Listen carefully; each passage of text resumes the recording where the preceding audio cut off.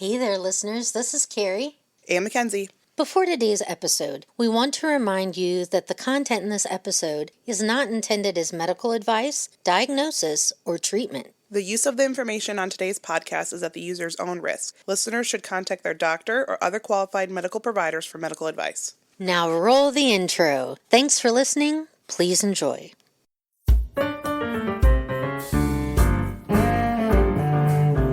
No, that wasn't picked up. Are you doing okay over there? I mean, who knows, really? It's questionable. It's always questionable. Trying to find, I'm going to find that. Are we supposed to be jibber-jabbering? Yeah, we are supposed to be jibber-jabbering. I think I fat-thumbed and erased my messenger app. Okay, so Mackenzie. Anywho, yes. We have some fan mail. Bright-eyed, bushy-tailed, I am at your attention. Your flabbers are gasted right now. My flabbers are gasted. So, my dear friend from grad school, and I didn't ask if I could use her name, so... We'll keep it anonymous. Unless you want to give her name. No. Okay. She is... Nameless? She is my no-named friend. Forever to be considered that into eternity. Yes. So whenever I say no-name friends, you know who I'm talking about. So she thought it was hilarious on the first episode where you were completely frightened by Winona's clavicles, which has become a theme. Now we're just looking at people's clavicles. So, of all the body parts. So she asked if she could send you something. Okay. She sent us a picture of her clavicles, which protrude and are lovely. They're noticeable. Yeah, I mean, and there's a close-up. So, not that you need to send us pictures of your clavicles, but that made my day. I actually told her, she said to me, I almost sent you a picture. And I'm like, oh my God, I wish you would. I said, for Kenzie's birthday this year, I'm going to make a copy, frame it, and just give it to her. Make it professional. Yeah. Love it. Thank you, no-name friend, for the fan mail. I appreciate it. In the future, I would prefer, not specific body parts, but... Yeah. But, you know. Yes. Thank you so much. It made me so happy. No, it made me laugh. I appreciate it. I'm glad that somebody gets my humor. Exactly. So, Carrie. Kenzie. Okay. We're going to be discussing a new movie today. The movie that we picked from last time is A Long Way Down. Before we get into talking about the movie, though, I'd like to bring up a somewhat sensitive topic very quickly before we get into, the fun stuff. So, I'm sure... Unless you're living under a rock, if you're listening to this episode, you have seen the news as of late that on February 13th, that the President of the United States created an executive order that essentially established the Make America Healthy Again Commission. I had some very troubling thoughts about this news, and since we're a podcast about mental health, I felt like it was imperative of us to at least address it. Now, this podcast is not meant to be political. If anything, it's meant to be enjoyable and humorous, and, we do talk about some very serious and sensitive topics, but, our purpose is not to be a political podcast. This is not what we're here about, but I feel like mental health is politics, and so we need to at least address this. And what was concerning for me, and I don't know if you share my thoughts about this, but what was concerning to me about the creation of this commission is that on its face, it looks like it's all well and good. It has positive intended purposes, that some would argue that what is outlined in the executive order is, a concern about chronic health, about Americans' health, and about improving that and finding out the reasons why our health is not great. That's on its face, but if you dig deeper and if you look at the language a little bit more, it's very concerning, in particular to mental health, because it comes up in the executive order. The executive order is not just about physical health. It does specifically mention mental health. It says that, and the reason for bringing that up, and I'm quoting the executive order, is that overall the global comparison data demonstrates that the health of Americans is on an alarming trajectory that requires immediate action. Where they're getting this kind of information, they cite some information, they don't cite a whole lot, but executive order goes on to specifically bring up autism spectrum disorder, ADHD, antidepressants, antipsychotics. And these are the things that I know as a provider, but also as someone who is deeply interested in mental health. I feel like this executive order is indicating that these things are bad things, that these are negative things. However, what I would want people to know as someone who, again, works in the mental health field and as someone who cares deeply about mental well-being for all people. Those things are not bad things. Those things are not negative things. They're not things that should be afraid of. They just are. They are what they are. If you get diagnosed with it, if you have this condition, if you take medication for your mental health, what I would want people listening to this to know that you're not a bad person. There's not anything that's inherently wrong with you. You have things that you are being treated for, and that is fine. This commission discusses those things as being threats. And what I would want people to know is that the mental health particulars that are in the executive order they're not threats. Did you have any thoughts that you wanted to share, or? Well, I worry. So what do you do with people who present with mental illness? What is the solution that they're... The executive order right now is just laying out the plans for investigating this and looking into it. They do... My fear is the implementation of what they consider solutions. Which we won't know that yet. It says in the executive order, I have it highlighted. And everybody, it's so easy to just go down the rabbit hole and start spiraling. Yeah, and I'm a spiraler. I mean, I spiral at least twice a day. And things like this are what do it. Because I have family members who have health issues who are on antidepressants, or anti-anxiety, because that helps them deal with the anxiety that comes with their illness. Yeah. It sounds like these are people who don't understand mental illness. They don't care to understand it, but they're looking for people to villainize and make the other. Yeah, that is my interpretation of this. However, I'm going to reserve final judgment until we see what ends up happening, because it could just be smoke and mirrors. And I mean, every presidency sets out goals that they want to accomplish. It doesn't mean that they do. It doesn't mean that they are able to push that through. Yep. And what I would have people know about in terms of medication, since you brought that up, that the executive order somewhat suggests that psychiatric medications are not safe and that they're causing a problem rather than alleviating one. I'm here to tell you that overall, psychiatric medications are safe. They would not be out on the market if they were not safe. They go through several trials. They have to be approved. There's a whole process. No one pharmaceutical company can just market a drug on their own and put it out on the market without these safety measures. And also it leans into that idea that the mentally ill are dangerous, that they are violent, whereas more than likely they're the ones having violence perpetrated against them. Absolutely.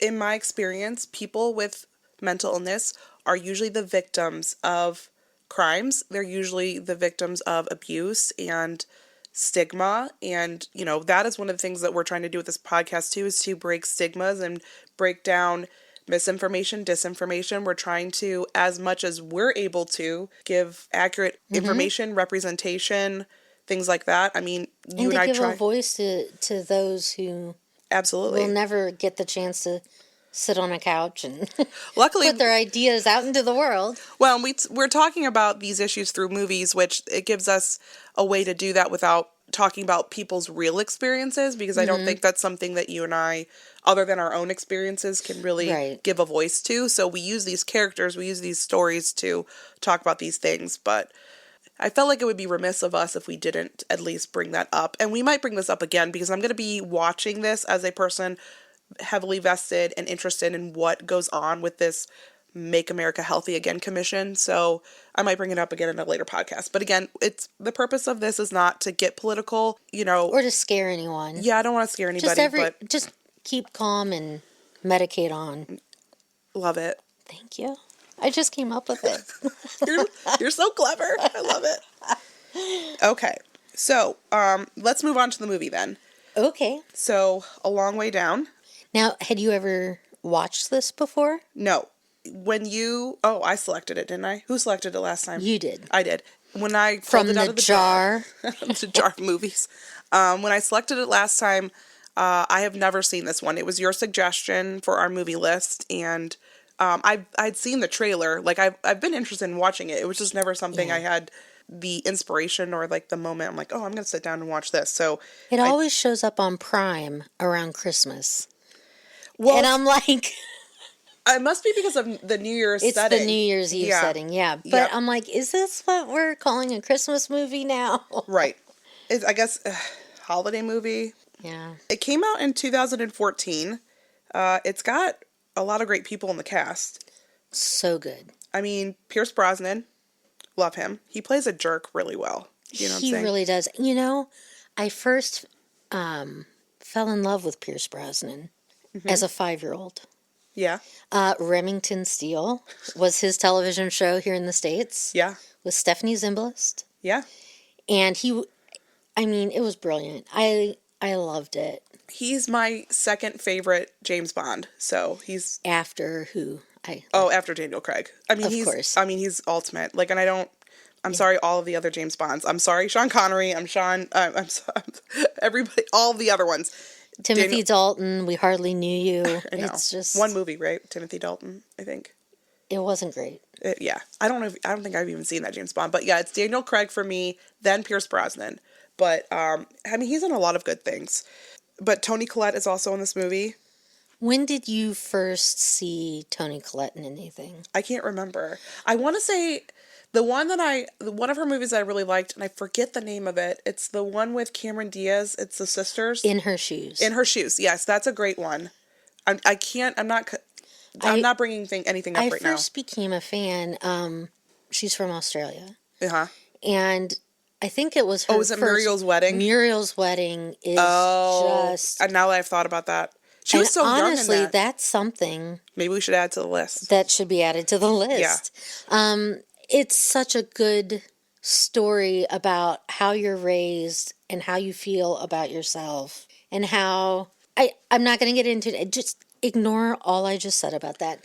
We will get into it at some point. Yeah, we'll add it to the list. But it's one of my favorites. And then the other two main characters of the story are Aaron Paul and Imogen Poots. And then a side character is Sam Neill. And then Rosamund Pike is also in the movie as a smaller character. Yeah, she's only on for about 5 minutes. But she's great too. I mean, Gone Girl and Jane Austen. But in this movie, I was like, someone smack her. She was annoying. Yeah. She was very, not that I condone violence. But if I did. But if I did. Yes. It would be her. She had a smackable face in this movie. She really does. Yeah. Yeah. And I watch a lot of British morning television on YouTube. Mm-hmm. And she's just perfectly, she is absolutely, that's how Holly Willoughby. That's all I have to say. The script is adapted from a book by Nick Hornby. And I've never read the book. Have you read the book? I did a very long time ago. I downloaded it again from the library to go back over it. The first book of his that I read was about a boy, which became a Hugh Grant, Nicholas Hoult movie. Yep. He played the little boy. And High Fidelity with John Cusack. Mm-hmm. I've seen both those movies. And there's also another one. The book was Juliet Naked. That's not a movie, though, right? That was never adapted? I think it was with Ethan Hawke. Oh, okay. It's about an aging rock star. Okay. Anyway, I think. If my memory fails me. I'm so afraid of being wrong and being called out on it. So we can always everything add we corrections. Say could be wrong. Yeah. Please don't take this as fact. It's all our own opinion. We try to cite our sources. And I know better. I know who I need to cite. So, I haven't read the book, but I've added it to my TBR list, so I will be... How long is that? On Goodreads, it's about 700 books. I kid you not, so... Sorry anybody looking. I'm dumb in that I buy them, and I'm like, here's a pile. I have... Well, and that I've stopped doing that. So many books. I've stopped buying those books and then having those physical copies of things that are on my TBR. Right now, I just have the list, and I'm just sticking with that. I'm trying to refrain that impulse of buying a book, especially if the cover's very pretty. And if it's something I know the cover's so pretty, it must be an amazing book. Okay, so let's set up the story, the premise of it.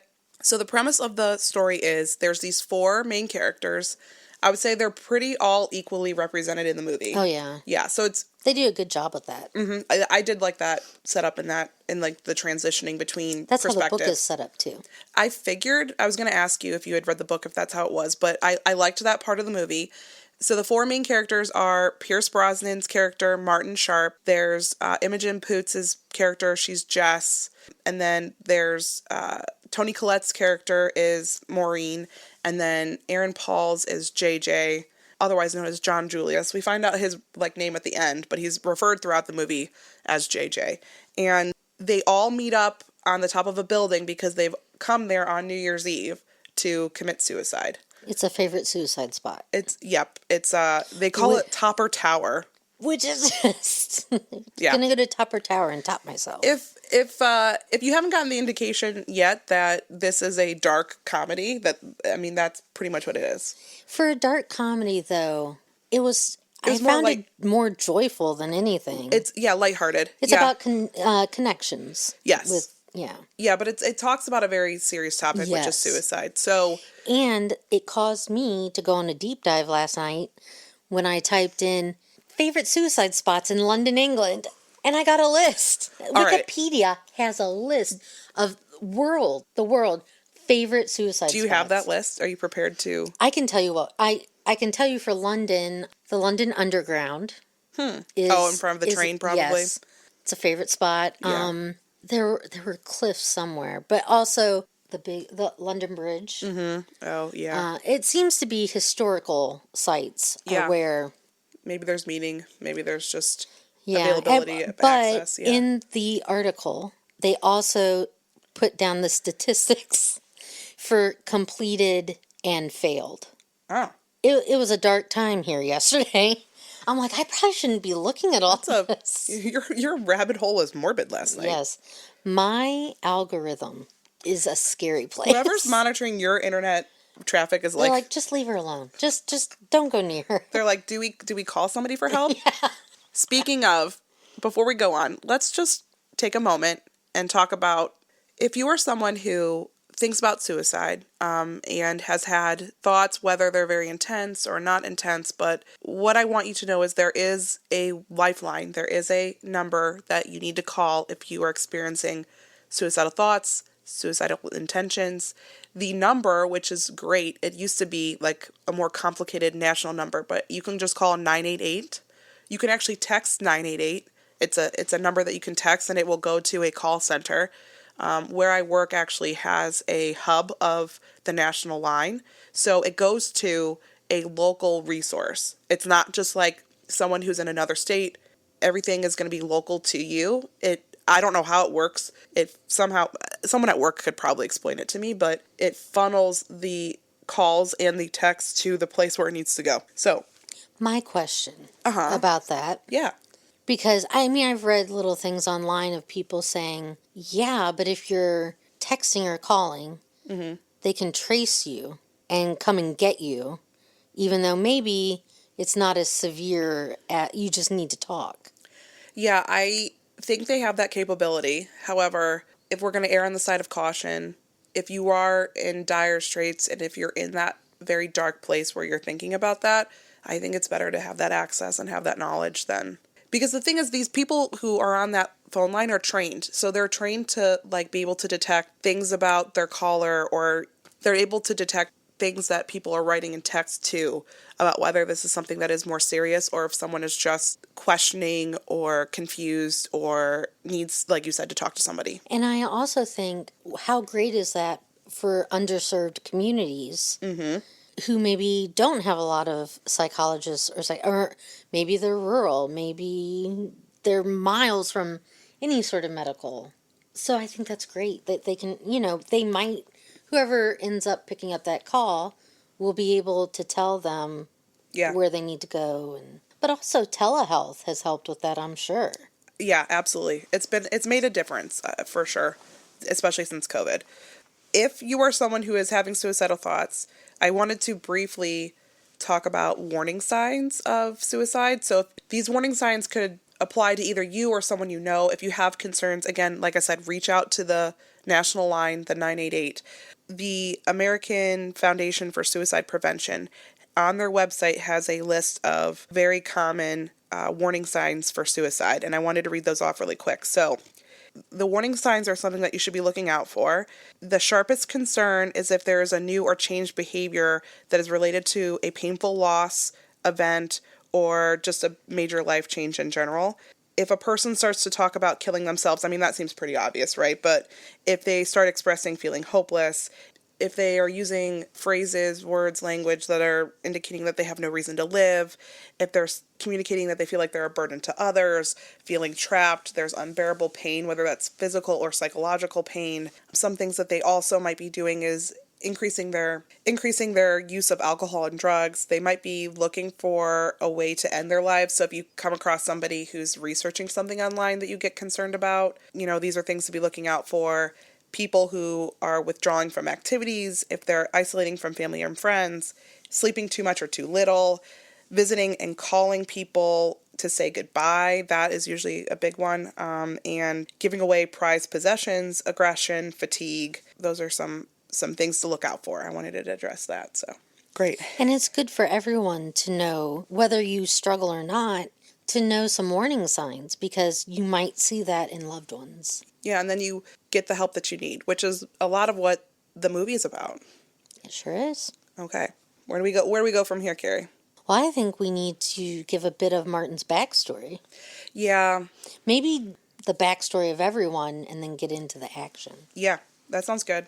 So, Martin, real quick, with Martin, I had some notes from, so Carrie, we'll compare our notes. I had some notes of when I was watching the movie, and when Martin, at the beginning of the movie, it's Martin's perspective, and so you're watching him prepare in the very first scenes of the movie, prepared to go commit suicide. Mm-hmm. And he's talking about himself, and the long story short, which essentially was what Martin is saying, he says that he's getting to this point because he had a great life, he had a wife, he had kids, he had a successful career, and he made a mistake. And I was like, come on, Martin. That's like literally what I put in my notes. I was like, your mistake. He goes on to explain his mistake is that he got involved with some kind of, as an affair, he got involved with a salesperson. It was like skincare line or something, right? Like, they met at a party. Yeah. And he thought that she was 25 and she ended up being 15. Blech. I know, like, can't tell the difference. Listen, I have a theory that men really can't tell the difference. They really can't. Unless you start looking hag-like. They're not sure. My age is definite. I mean, the Leo DiCaprio theory of once they hit 25, they're too old. I don't know. I don't know what to think about it, but it's just. But I think it's cringy. I feel like that's a cop-out. I think absolutely. Because even if he didn't know, did he not? I feel like everyone has gut instincts to some degree. Mm-hmm. And would he? I don't know. But also, he's married. He has kids. He shouldn't do that anyway. No, it's a cop-out for sure. And subsequently from that, there's a trial, he goes to prison, he's explaining these things. And then his life is in shambles after that. So, the thing is, though, he's still in a very nice apartment in London. Yeah. His life can't be in complete shambles, but... No. I think he's divorced, so he lost some of that wealth. He lost his fame, and he lost the appreciation, because, as he says throughout the movie, like, he was a successful talk show host for the morning. A British morning talk show. Yeah. Mm-hmm. And so, honestly, there's a part in the movie, I know we're going to probably be jumping ahead a little bit here and there, but there's a part in the movie... Yeah, when we're talking about everyone's stories. Yeah, there's a part in the movie where Aaron Paul's character, JJ, and him are talking about... They're talking about Martin, what he misses about his old life. Like, what are some things he wished he could get back or whatever. And there's a group discussion about that, but Aaron Paul's character, JJ, is pointedly asking him about that. And Martin, Pierce Brosnan, is like, fame. Like, that's the one thing he says. And then everybody else is like, you didn't want your family back? And I think that it kind of shows Martin's character is kind of superficial. Yeah, and he makes the comment, people complain about fame and they think it's horrible, but it's actually amazing. Who wouldn't want to be famous? And he lists all the perks. I wanted to raise my hand and be like, me. I'm not. Not for me. Yeah. I have no need for But that. you have to have some kind of an ego, though, to... You do. Yeah, on some level, like, you can have confidence to be a celebrity and be well known, but it feeds your ego. Well, you think you're the best person. Everyone should love you and adore you, and you're amazing. Not to bring it back to Keanu from last episode, but I mean, he's someone that I think maybe not doesn't shun, but I don't think he's got the ego, though. You know, Yeah. not in the same way as other people. I think for him, like we know him, I think it seems to be, in my opinion, that he's more about the work and about being a good human.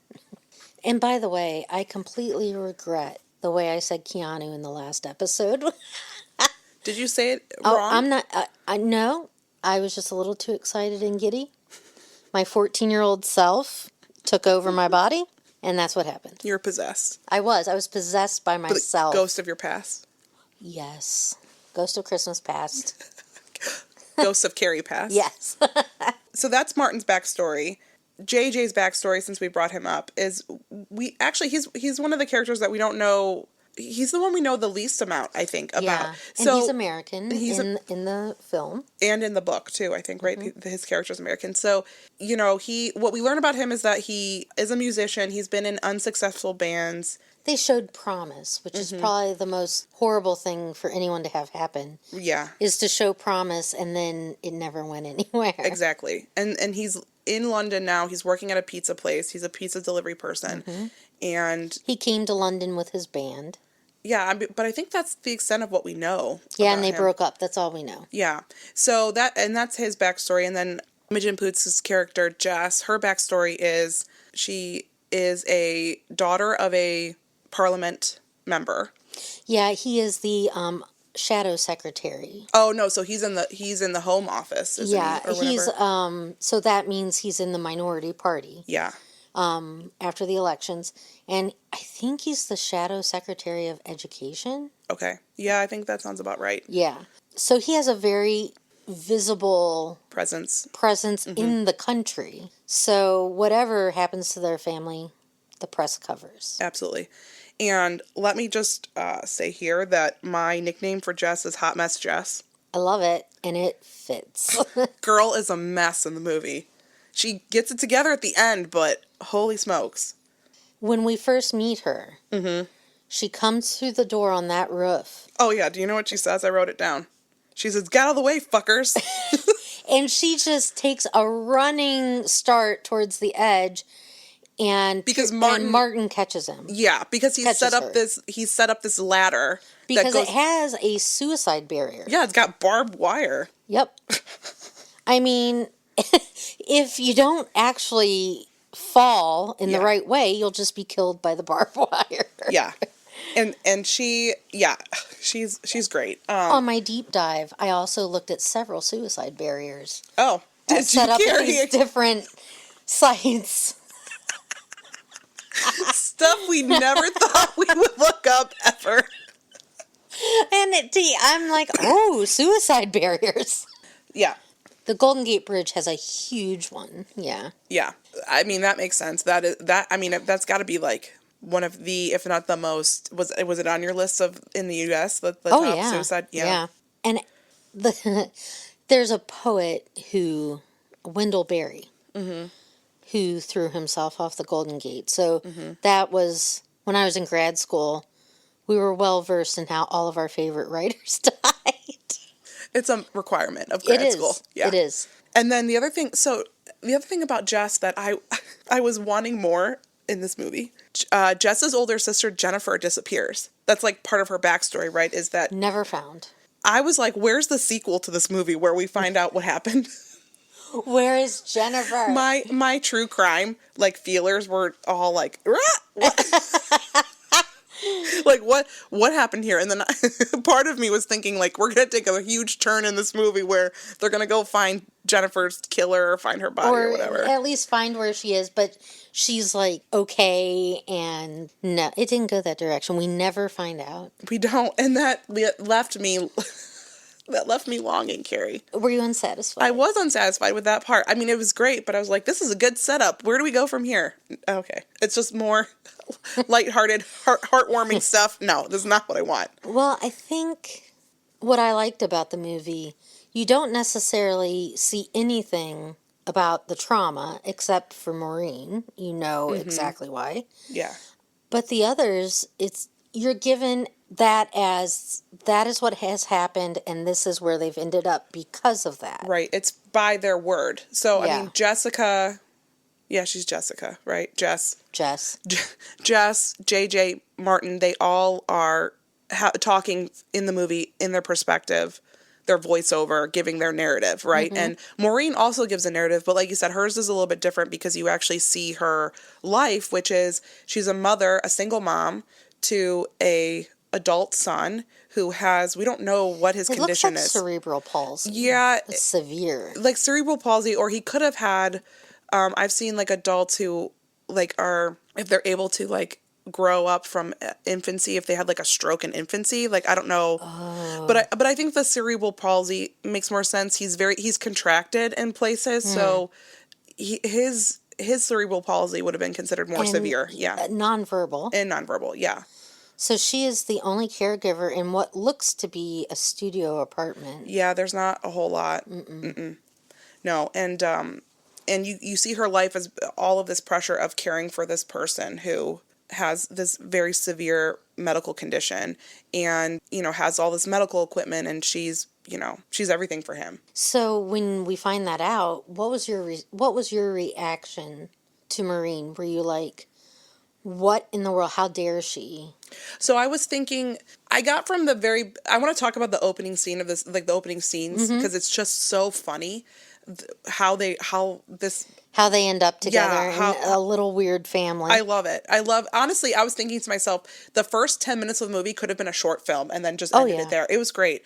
But I was thinking that Maureen, I knew she was a mom. Like I could kind of got that vibe that she was a mom. And I thought that it was probably just the stress of motherhood that led her to go up to the top of the building, and then she was gonna, commit suicide. And she said she felt hopeless. Like that was what her reason was. So I felt like it was hopeless about mother. We didn't get a whole lot of stuff, but we don't get more until later. Later, yeah. So that's what I thought, and then it made more sense once you realize like the weight of what she had to do at home and the caring for her son. I mean, for her, it was almost a heroic act if she had. In her mind, I mean, and I can see why she would think that. Yeah. Almost like a Christ-like substitution. I was thinking she dies so her son can have a better life. Mm-hmm. I was thinking it's very, even though her son is much older, like it's very postpartum depression, like where you have those thoughts of like, my child is better off without me. But there was a reason she thought that. Well, it was because he would qualify, the state would take over his care. Yeah. And he would get all of the resources he needed because she couldn't get them. Right. She couldn't afford them if she had to pay for them herself. Well, I don't think she was working, right? No. So, because it was a full-time job to take care of him. Yeah. I liked Maureen's character a lot. I mean, I love Toni Collette, but, you would think, like, on her face that until we learned about her more toward the end of the movie, that she was, like, rather maybe boring or more dull compared to the other characters, because Martin's character is, a standout. So is Jess's, Hot Mess Jess. She's a standout character, in terms of being memorable and having personality, but...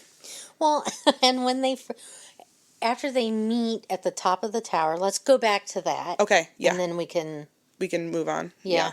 Yeah, they meet at the top of the tower. It is such a British comedy. British humor is great. I love it. This movie, I don't know if you've seen it, and it's another one that I wanted to add to the list. Have you seen the movie Death at a Funeral? Yes. Okay.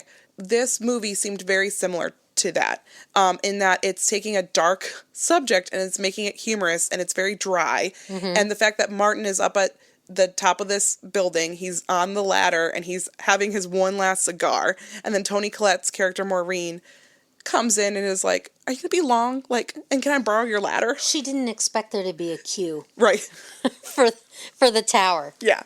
And then Martin's like, I wanted to do this by myself. She was like, okay. And she just... Well, I'll just stand over here and turn my back. I know, like...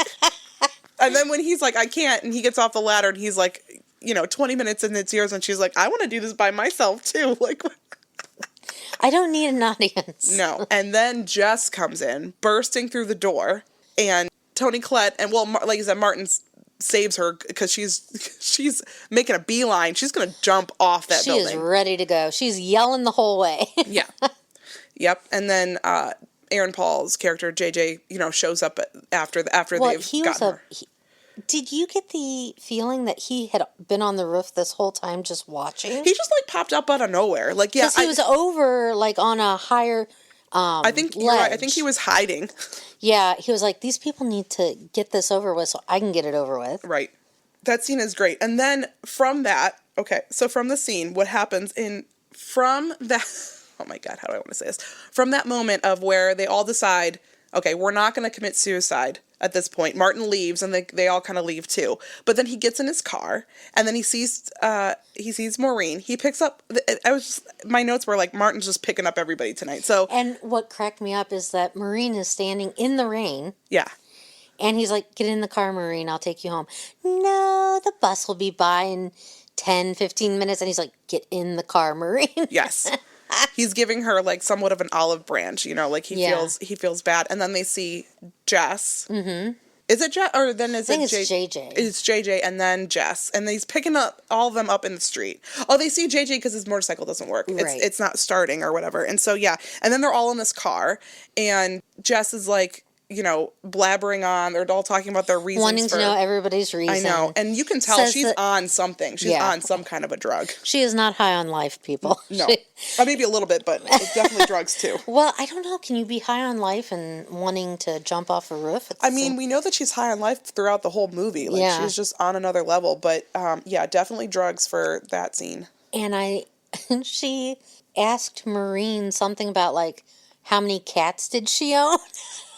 Girl was unhinged. Well, she made a lot of the assumptions, I think, that as the audience, we thought boring, no one in her life, she has no one except a bunch of cats who might eat her eyeballs when she dies. The other thing, too, that Jess was doing is she was really becoming the glue to get them to stick together. Because otherwise they weren't going to have anything beyond this night. But then what happens is Jess is like, pull over, Martin, and he pulls over, and they're at like a club or something, or house party, and Jess goes in there because she's looking for Chaz, the man who wronged him, or wronged her, that she was jumping off the roof because of. Yeah. Then the three other folks, the JJ, Martin, and Maureen, they're like, they're kind of like, this doesn't seem like a good idea. Like, she doesn't seem right. Especially Maureen is obviously like a mom, because she's like, we can't let her. We can't leave her. No.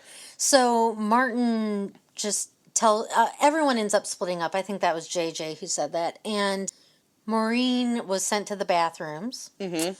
And then Martin ends up having a panic attack. Yeah. Because he sits down on a couch and a young woman is drunk and passes out. Mm-hmm. And lays on his shoulder. Yeah, you can tell he's getting distressed as it goes on. Yeah, he runs and takes off his tie. But that leads him to meeting the elusive Chaz. Mm-hmm. And my notes said, like, poor Chaz. Chaz was a mess. He had been terrorized by Jess. Hot mess Jess. And Martin knew as soon as he started to talk about, because he had taken something, and he starts talking about this scary woman that he had been dating, and he was hiding Martin from her. Was like, is it Jess? Like, he knew. Is her name Jess? Yeah.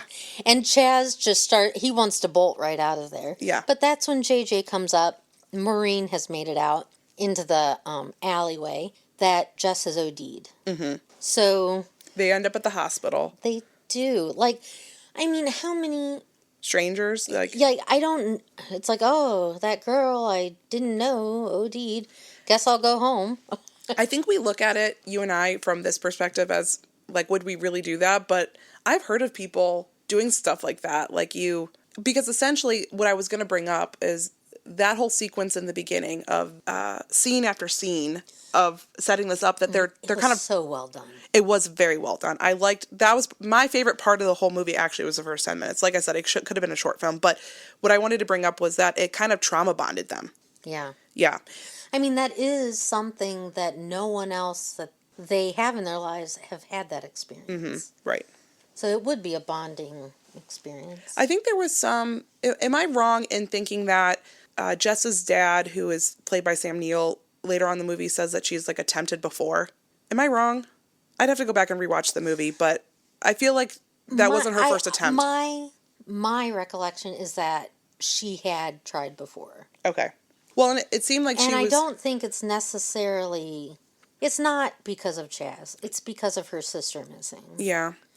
And, well, and Aaron Paul's character, JJ, says later, like, that Jess was looking for attention or, like love from her parents, you know, because there's some hints. Again, we don't get enough information to my liking about her sister's disappearance and the aftermath of that. And we never meet her mother.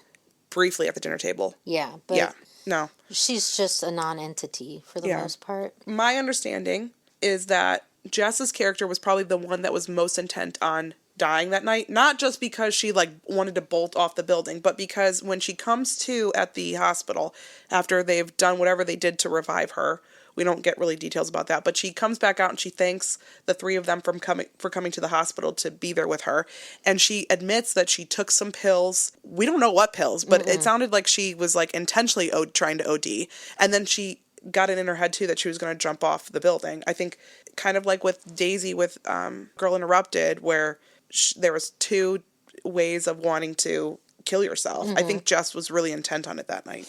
Yeah, I watched this movie when I've seen it before, but to watch it for the podcast, I ended up watching it with my mom and dad. Yeah. And my dad thoughts on Jess. Uh-huh. He said, she's the loneliest one there. Yeah. She has no one. Mm-hmm. Or it feels like she doesn't have anyone. Right. I mean, I think they're all pretty lonely. Mm-hmm. But, in their own ways, but Imogen Poots just conveys it in, like, how she, her facial expressions, how she holds her body. Yeah. And then at the hospital, you know, this sets up the rest of the movie, is that not only did they all find each other on top of the roof, but they're now going to make a pact to not commit suicide written on the back of Maureen's suicide note. I know, that was a nice touch. It was. Yeah. And that made all of them laugh. Right. And I will say that people who have similar illnesses or predilections, maybe, yeah, the dark humor, which some people might find offensive, is brilliant. Yeah. It's just, they are coping, they are laughing about it. Yeah. They're finding commonality and they're finding connection. Yeah. Yeah. No, I think it's good. And they all understand, they all speak the same language. Yeah, they can relate to one another on a level that they can't with other people in their lives. But I really appreciate Martin's line as he's signing the suicide pact, and he says... Non-suicide pact. The non-suicide pact. He says, I'm pretty sure we're all going to live to regret this. Yeah. I was like, yeah. Yeah, probably. That scene where they're all sitting there watching the sunrise. Yeah. And Maureen says, well, I guess here's another year. And I think that was a very loaded comment. Yeah. She didn't sound excited. Right. It just sounded like she was resigned to her fate of... Right. It's another year. And so they have decided that they have a pact because Jess asks, when's the next day that everybody wants to kill themselves? Well... And they pick Valentine's Day. Well, and I was looking up as I was watching the movie, because Martin makes a comment that he should have known that the most popular time to commit suicide, the most of the year, is... On the most popular suicide right. It was New Year's Eve. And I was like, that's it really? And I did. I looked it up. Statistically, it is. It's the most popular. Is that not what you found? Well, I was looking up suicide barriers and where to I didn't look up statistics. So hold on. I could see the holidays doing a real number on people. Yeah. So in 2019, the British Medical Journal published a study that said that the most popular, or what they consider a high-risk day to commit suicide, is New Year's Day. they were looking at whether Christmas was the most popular holiday, and it's statistically it's not. It's New Year's Day, and then the other day that's very, I shouldn't laugh because this is a serious subject, but whatever, is Mondays. Like it's Mondays and New Year's Day. Listen, how many times have you gotten up on a Monday and thought, fuck it, I just can't do it. I cannot. I cannot make it through another Monday. Luckily, I've never gotten to the point where I think that I need to end my life. But yeah, I've had the Sunday scaries before. Yeah. Yeah, and then the Monday, Monday morning, MOURN. I like that. Yeah. Okay. That's the premise of the movie. It's pretty much how they get through those 6 weeks. Right. Do they get through those 6 weeks? They do. Well, they do get through them. Well, what do you mean? February. I guess I was saying there was some suspense. Right. Of whether or not they were going to make it. They were all going to make it. Because I really thought that Jess would be the one to do something stupid. Because she was such a hot mess. Yes. Yeah, but she actually found Kayla would say Hot Mess Express. Absolutely. Once again, Kayla makes a mention. On the pod. But yeah, she almost finds a purpose though. You know, like following people. Stalking people. Stalking them. Because she does. She starts to follow everyone after that night to make sure that they're, I mean, she doesn't follow them very well, but she wants them to stick to that pack though. Yeah. She would be pissed if they broke it. So Indeed. She becomes a little detective. That's also humorous, I think. I love that part of the movie too. Although, let's talk about just Jess, Hot Mess Jess, a second here. So there's the scene later on in the movie as they're sticking to the pack. Mm-hmm. And I guess to set it up for the listeners that if you haven't watched this movie, this is what happens is that someone leaks it to the press and they think it's Chaz. Well, Jess says it's Chaz. Yeah, but it could be Jess. Do you think it's Jess? Oh, I think it's absolutely Jess because Chaz, he was terrified of her. He's not going to go to the press. I know. He, but the story is that Chaz leaks their almost suicide to the press, and then they get followed. They go on a morning talk show, things like that. They decide to make up a story of what happened. Martin, who was in media, decides that the best way that they can go about this is they need to take charge of the narrative. He's trying to make a PR move on their suicide attempts. The problem is he has a wild card in Jess, who decides that, well, they all said that they were going to talk about having like this presence. They couldn't really see it, but like just this light that had shown up on the roof and saved them. And they all realized they shouldn't die and go down. That was a great scene in the movie when they're all getting interviewed about their perspectives, and then Jess is talking about, the other ones are like, what did Jess say? And then Jess is saying that they saw an angel. It looked like Matt Damon. Naked Matt Damon. And it said to them, thou shalt not die tonight. That's what they just said. It's like she has a flair for the dramatics. Yeah. Then her story doesn't match anyone else's. No. But when they get on the morning talk show, which was the one Martin had been the co-host of before he was canceled, I guess. Coming full circle, yeah. His co-host, played by Rosamund Pike, starts questioning Jess about her sister. Mm-hmm.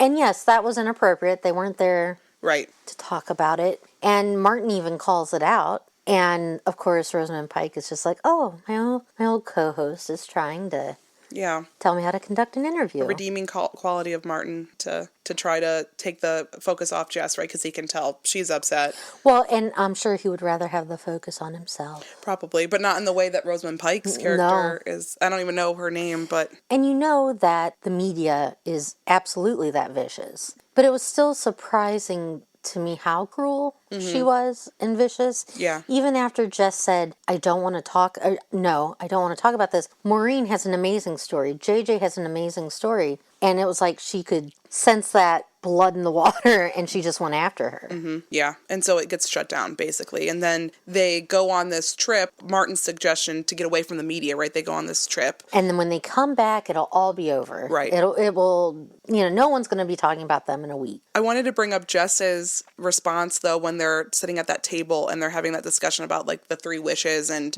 we learn about Martin wanting to be famous again rather than to be reunited with his kids. And then we learn about Jess that her wishes are to have billions of dollars to have a personal hitman and then also to have an excuse to, like, a pass with the court. Yeah, she could do whatever she wanted. And I was like, is she a little sociopath? Like, what? It's like, it makes you wonder what else she has done in her life. Again, this is what we need the part 2 for. We need Jennifer's story. It's obvious from how she loved her sister. They were they were close. Mm-hmm. So this is a huge, and her parents, to me, I'm pretty sure they're just absent. Mm-hmm. You can't have a political appointment like that. No. Being a 100% involved dad. I think Sam Neill's character, the dad, his name is Chris, I think he tries to get involved with this whole thing. Maybe it was like a wake-up call, right? Because he was at the hospital after mm-hmm. Jess came through after the suicide attempt, and then there's these other scenes where he's coming up. Was he at the hospital? I thought he was. Maybe he was. No. They had the public meeting where they were talking about it. Yeah, he meets with Martin, and he knows exactly who Martin is. And he's like, "You're not dating, are you?" No, but Martin's line after that is great. He says, "Jess and I are friends for life," is what he says to his dad, her dad. Thinking it would only be until February 14th. I mean, all right, the rest of his life. Yeah. Or their lives or whatever. But I like when Jess's dad is trying to, like, talk and have a conversation with her, and she goes to walk off, and Martin says to him, "You know you're an idiot." And he goes, "I'm a politician. People tell me that all the time." I loved that. I loved that too. That was great. Were there any major things with the movie, or even minor things, Carrie, that you wanted to discuss, that you loved, you disliked? I think for me, mm-hmm. and everyone has a huge... By the next year, the next New Year's Eve, everyone has really come a long way. Yeah. But to me, the one that I was just the happiest about was Maureen. Yeah. Oh my gosh, because she was she was obviously extremely depressed. She's locked in the house all day. Not locked. No one's locking her in. But she's in the house with her son all day. That's who she takes care of. That's who she talks to, but he's nonverbal. Her life is taking care of him and getting him to appointments. Mm-hmm. And when they were on vacation and they come back, the doctor said he loves the pool. And told her it was good for him to be around other people, and it's good for you to be around other people. Yeah. So, and I had never, and maybe that just says something about society, when you have someone who is that locked into their own body and their own head. I had never considered that Maddie, the son, might have been just as lonely and depressed and needed other people and other interactions. Yeah. And I felt bad about myself after that, because I was only thinking about how difficult it was for Maureen. Well, the focus is on Maureen. I know, but it just made me think, God, we need to be looking from both sides here, Carrie. Certainly his perspective is important. Well, and the idea, I guess just the idea that he loved to swim. Mm-hmm. If he were, and he ended up getting in the swimming classes. Mm-hmm. And the doctor, you can tell, likes her. Mm-hmm. Well, wasn't she at the party with him on New Year's Eve? He was at her house. Oh, yeah. Mm-hmm. Yeah, so, and she joins a trivia quiz team. I feel like she went from having just her son to all of a sudden she has this whole community of people around her. Yeah. And she looks so happy and so much... I don't know how they did Toni Collette's makeup in this, but she was glowing. Mm-hmm. She just... At the end. Yeah. At the end, she was just... I don't know how I feel about, as someone who really likes sad movies and things like that, I don't know how I feel about the fact that the movie had a happy ending. I think it's great on some level because it shows the hope that there is hope for people who have suicidal thoughts. Like, I think it's a great representation of that. But in terms of the storyline and I guess in terms of the character development, we see some of it. I guess I just wish maybe for more. You know what? You just wanted to know more about Jennifer. You don't care about the other four. Jennifer first, everybody else second. Yeah. Well, and I don't even think we've gone over that JJ said he had CCR, which was brain cancer. Right. As I was watching the movie, and I saw that because I used to work in neurology as a nurse. And so we saw all kinds of brain cancer, I was like, CCR? I was like, what cancer is that? I looked it up. Could not find anything, right? what I could find was like maybe it had to do with glioblastoma, which is a very severe, very aggressive, very terminal brain cancer. So I'm like, well, maybe that's what he's talking about. But then later we learned like, nope, he made it up. When I watched it with my dad, and he said he had CCR, my dad's like, he has Creedence Clearwater Revival. And sure enough, Yep. that was the band. I already knew, but that was the band that he just made up as his favorite band. And my boomer dad totally was like, oh yeah, I get that. Speaking of music, though, this soundtrack for the movie, loved it. Oh yeah. Great music. Loved it. So yeah, that was definitely a plus for the movie for me. But he didn't have cancer. I guess that's the one thing. He didn't have cancer, and he also said he didn't really have a good reason, like a good, what he said, a good reason for wanting to die. That's probably what I talk about the most is I think he's probably the most relatable in that. Yeah. Because you actually see people who have, thoughts like this. Is it common to just have people say, I don't know why, but I'm just done? Mm-hmm. I would say it is common. I would say, though, when I talk to people about the reasons they've had thoughts, it usually is related to something. Like with the other characters' backstories of how we come to understand they had like one specific thing that had happened. Right. Or with Martin, like there was a bunch of different things that led to his current state. But I would say the majority of people relate their wanting to end their life more closely to that. But there are definitely a group of people who just feel like ending it for no reason. I think it's almost comforting to know, okay, they have a reason. It was pretty bad. Okay, but then I don't think people who have never had those thoughts or struggled with that, it almost sounds ridiculous. It's like, what do you mean you don't know? Like they're really suffering. What's his issue? But I think you want everything in life to be tied up at the end in a nice bow of why things happen and how people get to that place in their life of wanting to end it. But life is not that easy. Everything is complicated. There are numerous issues. Even though he might not know, there is a reason. Yeah. A multitude of reasons. And I think we kind of get that. His bands had failed. He moved to England with a band, and it sounded like they had opened for someone who was more well known. And it sounded like they were doing well, but then they broke up, and now he's delivering pizzas. Maybe he considers himself a failure. Yeah. I mean, I think Martin and JJ's character were kind of relating on that level when they talked about vulnerability. But what I want to piggyback off of is that at the end of the movie, the last few scenes of the movie is that they get to Valentine's Day and they realize... Well, Maddie, Maureen's son, had stopped breathing in the night. Right.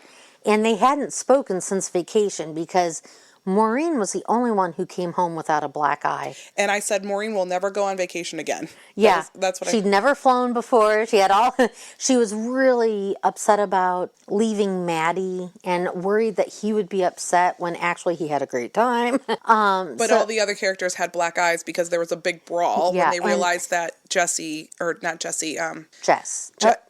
JJ had... I know, we gotta get Start that over. They all have black eyes because there was a brawl when JJ admitted to Martin in the group, even though Jess had known that he didn't really have cancer, that he lied for his reason of wanting to. And he had a one-night stand while on vacation with a journalist who he didn't know was a journalist. She stroked his ego. Like she said, she had heard him sing with his band and she knew them and blah, blah, blah, and really catered to that. And Jess, I think, was hoping to be in a relationship with him. She really liked him. So that kind of... Jess is the one who tells him, oddly enough, she was in his shower all night, sitting there, because she was going to apologize. And she heard... Everything. All the sex. Yeah. And she says to him, but yeah, she's great. She's really nice. But, she's a reporter. I saw her turn her recorder on in her bag when she was talking to us.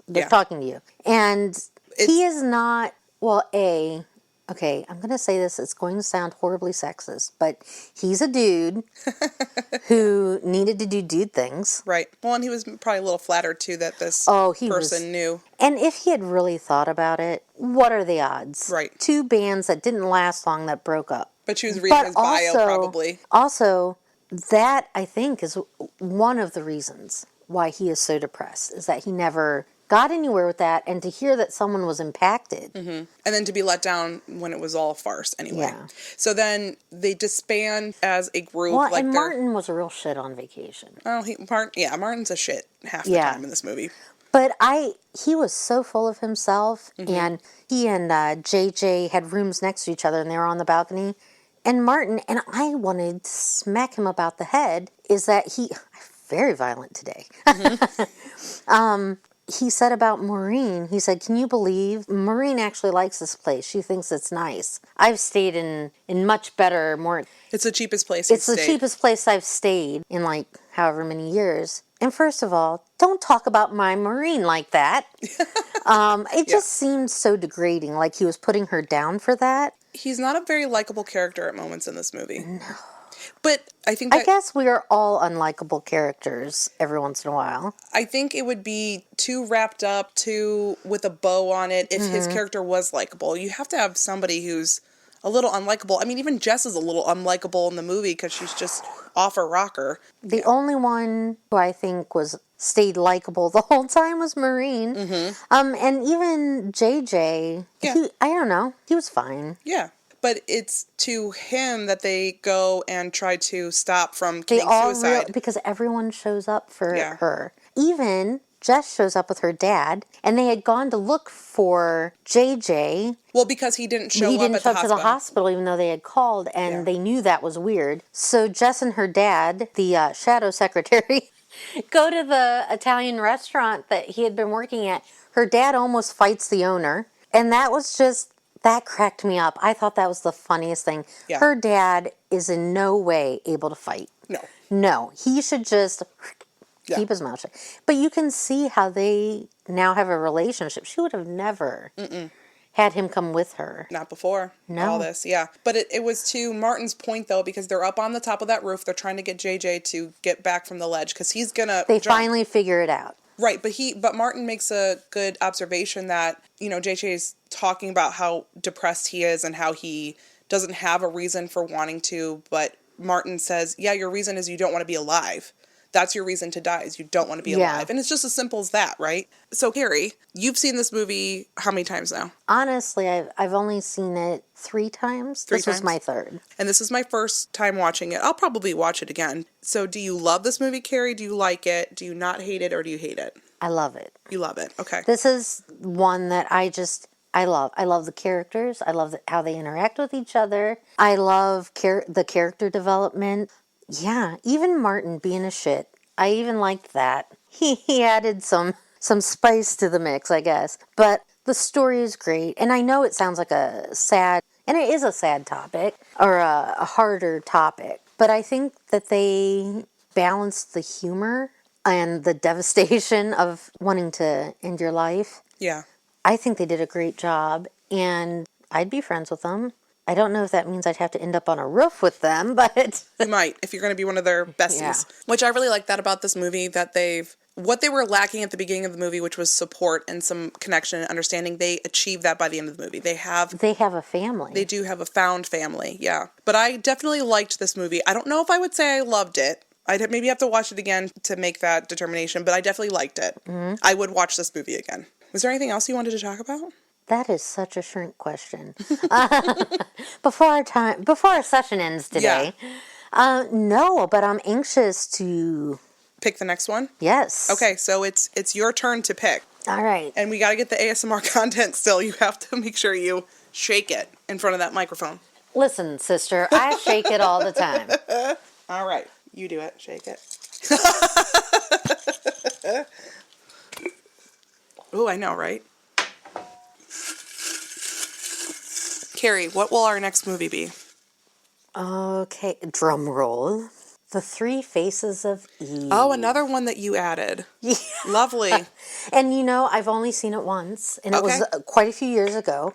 but it has Joanne Woodward in it, Okay. who was married to Paul Newman. And it's an older movie, but I think we're going to like it. Yay! Yay! So everyone at home, thank you for listening. This is our 4th episode of A Long Way Down. Hope you enjoyed it, and see you next time. Bye. Bye.